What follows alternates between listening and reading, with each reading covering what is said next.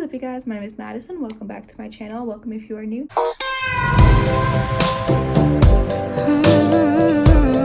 Today I'll be doing the first video in my bought and binge series, which is all the books I've read, all the books I've bought, everything like that, in the past month.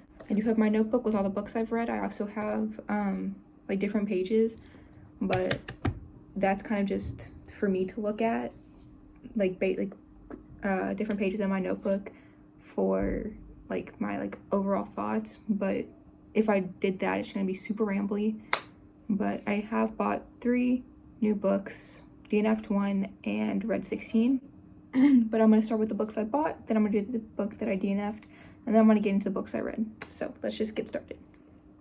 So the first book I bought is The Witches and Burn This One by Amanda Lovelace. As you know, this one is going to be in my May TBR for the medieval readathon kind of thing. But it is just a poetry book because I'm getting back into poetry. And then the other 2 books I bought are the last installments of the program series, The Complication and The Adjustment by Suzanne Young. I don't know if I've mentioned this on my channel, but this is probably my favorite book series to ever exist, ever. I read all the books at the library, but I read them all out of order, and then I realized that they were in a series, so I just bought the whole series and I'm gonna just reread all of it, probably all in the month of June. But I did buy these 2. And the one book I DNF'd was Northanger Abbey by Jane Austen. I tried to get into this. It's literally fluff from the 1800s. I'll probably try reading this again, or a different Jane Austen book. I got to page 33 and I was like, this is boring. So I might go ahead and read Emma because that's what my mom wants me to read. But yeah, it was boring.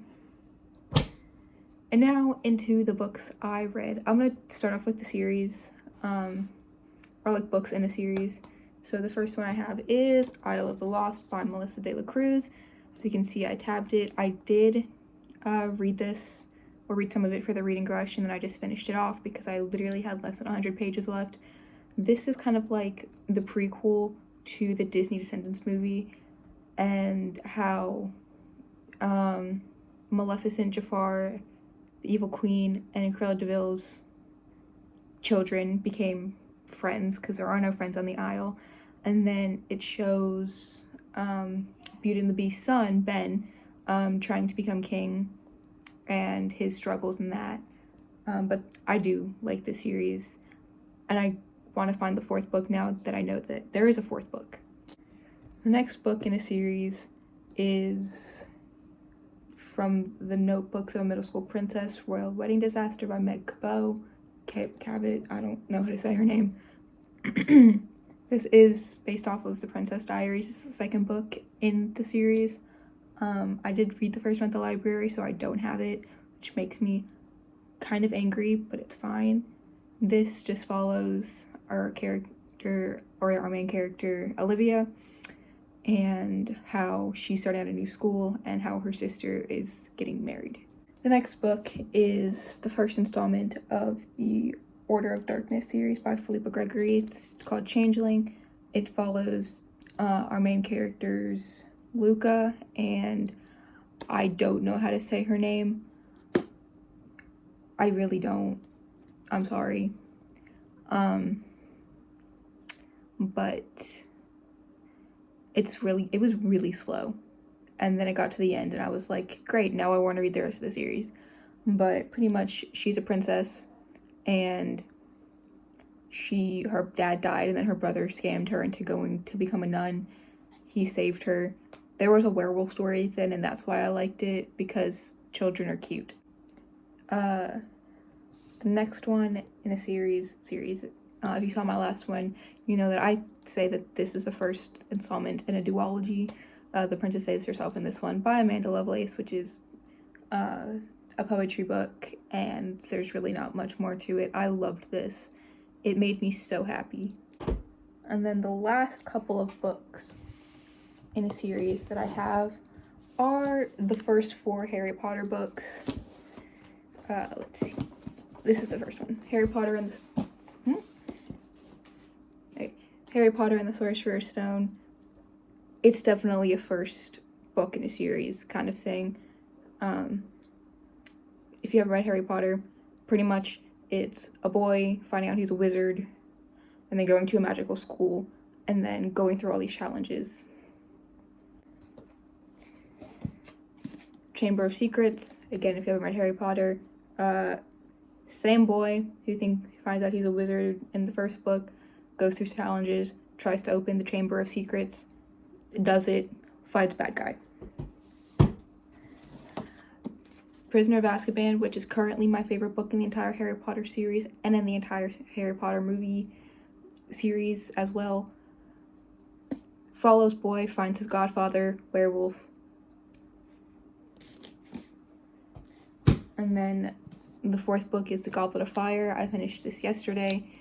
This is probably my least favorite book in the entire Harry Potter series, as well as my least favorite movie in the entire Harry Potter series, because there was a death in here that I didn't understand. But pretty much, again, if you haven't read Harry Potter or seen the book or read the movie, read the book or seen the movie, Harry's name gets put into the Goblet of Fire. Nobody knows who does it. He has to go through the entire Triwizard Tournament. I don't know how to say that word. Please don't judge me. Bad guy, person dies. I cried. And that is only because all the deaths in here I take very personal, except for Severus Snape. I can make an entire video as to why I don't like Snape. That is all. So, I guess you can count these as a duology. Milk and Honey and The Flowers, or The Sun and Her Flowers by Rupi Kaur. I liked this one more than I liked this one, which is sad because this one used to actually be my favorite poetry book. Overrated. They're good. I like the artwork. Nothing special. Next, I have a graphic novel, Username Evie by Joe Sugg. I remember getting this when Joe Sugg was at his prime, and his sister had just released a book series. Apparently they were ghostwritten, and if this is ghostwritten, props to the ghostwriter, because, I mean, even though it wasn't like I remembered, it was still great. It was still wonderful. But pretty much, it follows our main character, Evie, and her father dies. She, I guess, never had a mother. She lives with her cousin. Her dad makes her this imaginary world, or like computer-generated world. Her cousin turns it evil, so on and so forth. Next, I have The Heartbreak Messenger. This is the fourth book, or I guess the third, since the other one I kind of didn't read. But this is the fourth book that I tried to read during the reading rush, and I did finish it. This is The Heartbreak Messenger by Alexander Vance. It follows our main character, Quentin, who kind of just wanted to make money to help his mother. There's a lot of friendship, there's a little bit of action, for a book made for 12-year-olds. And it wasn't bad. It was good for a book made for 12-year-olds, And the last book I have is the fifth poetry book that I own. It's Broken Flowers and Other Stairways to Heaven by R.M. Drake, or Robert M. Drake.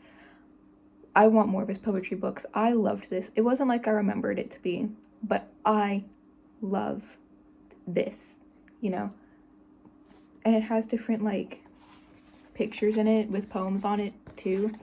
And this was beautiful. It's gorgeous. I loved it. And the back just says "Stay beautiful," and look how gorgeous that is. I'm sorry.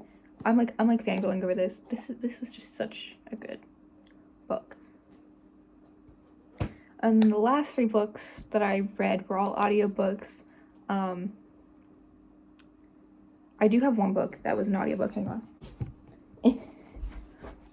The first one that I read or I listened to was Tales of the Beetle Bard. This is from the Hogwarts Library Thingy-Madoodad. It was good, for a collector's item book thingy. They had on Audible, they had the characters, or the people who played the characters read some of them. So they had Ivana Lynch, who played Luna Lovegood, and Bonnie Wright, who played Ginny.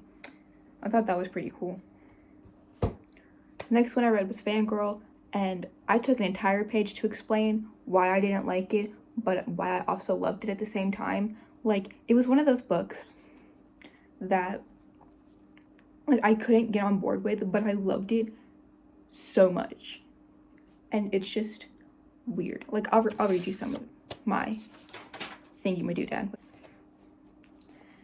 This story was a little all over the place, but I couldn't stop listening. Kath seems arrogant. She doesn't want anything in her life to change so much that she pushes people away. Ren seems spoiled. She has the boys and clothes. She pushes her sister away and becomes an alcoholic. Alcoholism seemed to be so minor in the story.